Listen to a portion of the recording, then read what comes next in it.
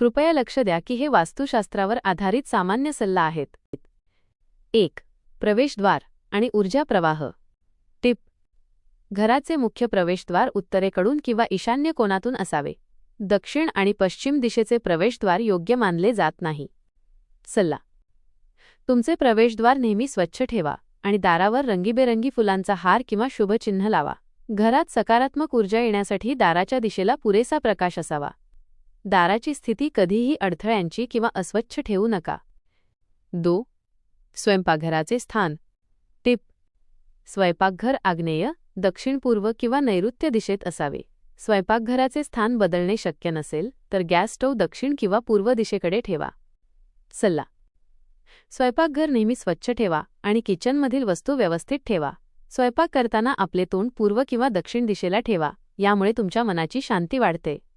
Gas स्टोव्हचा वापर झाल्यावर तो स्वच्छ करून ठेवा. 3. पाणी घटकांचे स्थान. टिप: बाथरूम, वॉशबेसिन आणि टॉयलेट उत्तर किंवा पूर्व दिशेत असावे. त्यांना नैऋत्य किंवा दक्षिण-पश्चिम दिशेत ठेवणे टाळा.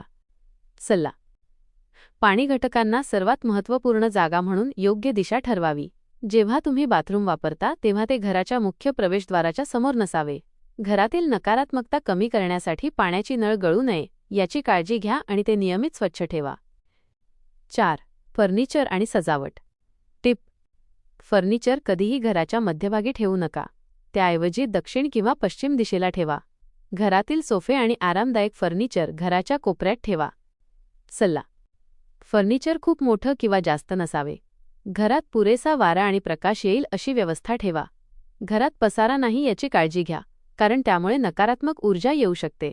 मोठे फर्निचर घराचा लूक कधीही दबलेला बनवू शकते, ते टाळा. 5. पारंपरिक झाडे आणि रोपे. टिप: घरात चांगली ऊर्जा आणि समृद्धी आणण्यासाठी पाणीदार आणि फुलांचे झाड लावा. घराच्या उत्तर किंवा पूर्व दिशेतील कोनात शुभ झाडे ठेवा. सल्ला: बांबूच्या झाडाची काळजी घेणे सोपे आहे आणि ते घराच्या चांगल्या ऊर्जा प्रवाहाला मदत करते. घराच्या बाल्कनीमध्ये छोटे फुलांचे गमले ठेवा. ते घराची नकारात्मकता दूर करतात. शक्य असल्यास तुळस, जास्वंद आणि मोगरा लहान गमल्यात ठेवा. घरात चांगल्या प्रकारे देखरेख केली गेली की यामुळे शांती आणि समृद्धी नक्कीच येईल.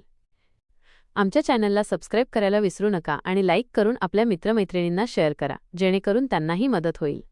धन्यवाद.